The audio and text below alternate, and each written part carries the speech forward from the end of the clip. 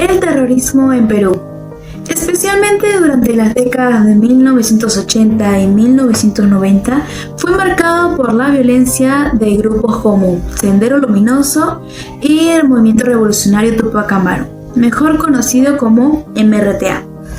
Estos grupos buscaban instaurar un régimen comunista a través de tácticas violentas, resultando en miles de muertes y desplazamientos. Según el informe de la Comisión de la Verdad y Reconciliación (CVR), se estima que alrededor de 69.000 personas perdieron la vida debido a este conflicto. Para profundizar más en el tema, hicimos la selección de 3 semanas. En primer lugar, la semana 11, el cual vimos crisis económica y movimientos subversivos. La grave crisis económica de los años 80, marcada por la hiperinflación y el desempleo, propició el surgimiento de movimientos subversivos como Sendero Luminoso, que prometían cambios radicales ante la desesperación social. En segundo lugar, el de la semana 12, el cual habla sobre la lucha contra la subversión. El Estado respondió a la amenaza creciente de Sendero Luminoso y el MRTA mediante operaciones militares y estrategias políticas y sociales, lo que influyó significativamente en la dirección del país. En último lugar, vimos en la semana 14 el impacto del terrorismo y el autoritarismo. La represión del terrorismo condujo a un aumento del autoritarismo en Perú, donde las medidas extremas adoptadas para reducir la violencia también afectaron negativamente los derechos humanos y la democracia. El terrorismo nace con la ideología implementada por el grupo terrorista Sendero Luminoso, que tenía como base la ideología marxista, leninista y maoísta, determinando que la pobreza de nuestro país se debe a cabo a un capitalismo burocrático. ¿Qué consiste este? Consiste en que la economía está siendo manejada por un pequeño grupo. En el caso de nuestro país, el grupo sería la élite del Perú, que conlleva a la explotación de los campesinos de las zonas rurales, siendo esta en nuestro país la zona más pobre.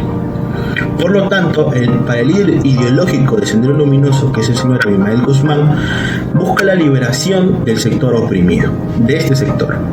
Y el camino a seguir por Sendero Luminoso para dicha liberación fue otra que la guerra política, para destruir al gobierno e implementar un nuevo gobierno bajo el nombre de un nuevo Estado. Estas guerras fueron avanzando progresivamente, empezando en las zonas rurales de nuestro país, donde el gobierno no tenía presencia. De esta manera pueden expandir su ideología y ganarse apoyo y seguidores. Por lo tanto, al ganar ese apoyo, crearon bases de apoyo y poco a poco fueron acercándose a la ciudad o a la capital. Una vez cerca, crearon un bloqueo de ciudades para, a través de distintas guerrillas internas, poder arrebatar el poder al gobierno e implementar su ideología. El terrorismo en el Perú, que abarcó entre los años de 1980 hasta el 2000, tuvo un impacto profundo y negativo en las relaciones diplomáticas del país, afectando su imagen internacional y la confianza de los inversores extranjeros. Según Rosel del Castillo 2020, la violencia desatada por grupos subversivos tales como Sendero Luminoso y el movimiento revolucionario Tupac Amaru, por así decirlo, creó un clima de inestabilidad que llevó a muchos gobiernos a reevaluar, por así decirlo, ese apoyo y cooperación con nuestro Perú. Esta percepción de riesgo resultó en la disminución significativa de la inversión extranjera, ya que naciones como España y Alemania decidieron no comprometer sus recursos en un entorno marcado por la inseguridad y la violencia. A pesar de que algunos países optaron por establecer acuerdos de cooperación bilateral en un intento, de apoyar al Perú en su lucha contra el terrorismo, la respuesta del gobierno, que incluyó medidas de seguridad un poco más estrictas y un enfoque militarizado, complicó aún más esta fatídica situación. Ahora, en consecuencia, la imagen del Perú se deterioró en el ámbito internacional.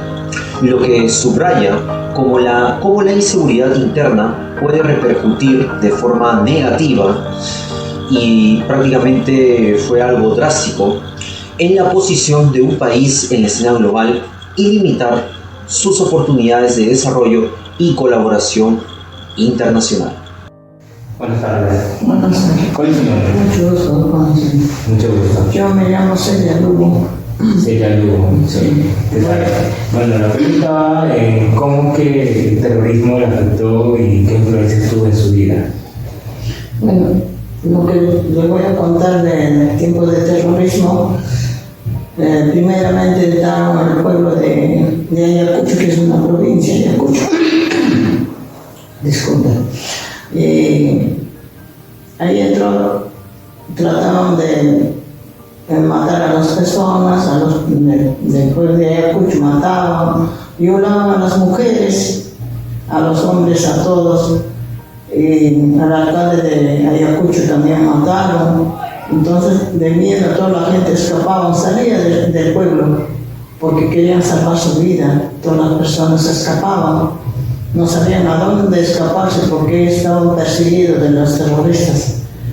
Llevaban su ganado, lo mataban su ganado, le hacían cocinar a golpes a la gente, a las mujeres, para que le den de comer, para que le den sus alimentos.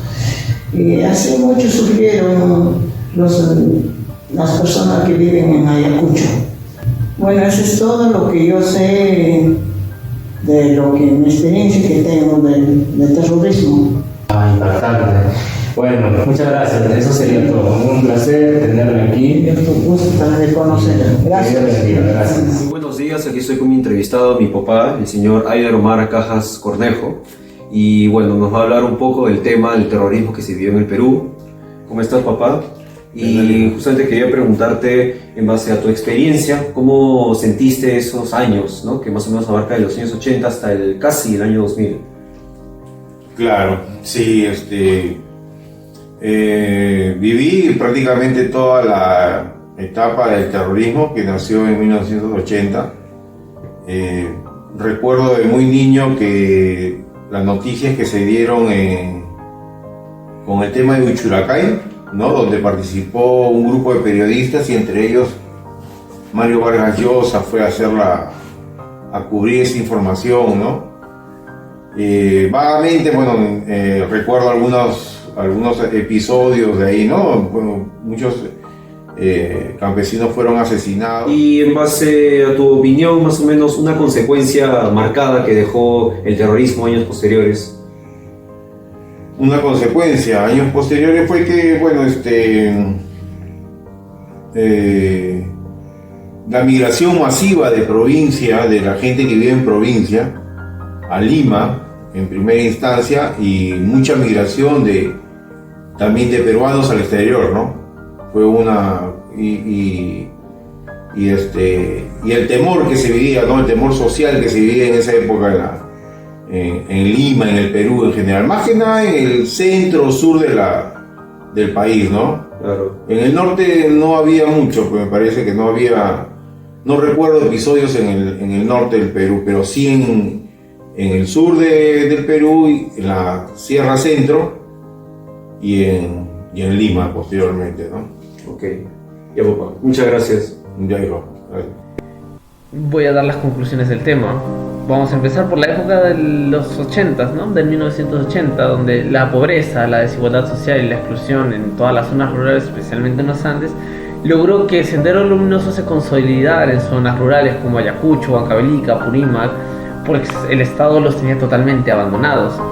Usaron tácticas como masacres públicas, destrucción de la infraestructura, además de que mucho después se llevó el secuestro y la toma de rehenes de la Embajada del Japón del 96, lo cual dejó rezagos, desconfianza en el Perú, tanto entre la población y el Estado. Además, esta desconfianza venía agravada por una militarización y los abusos que se llevaban.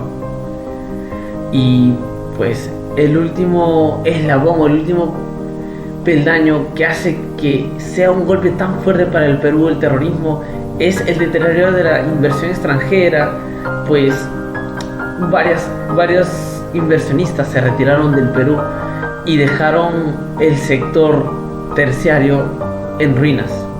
Y esto generó una crisis prolongada, lo cual dejó al Perú en un estado muy crítico.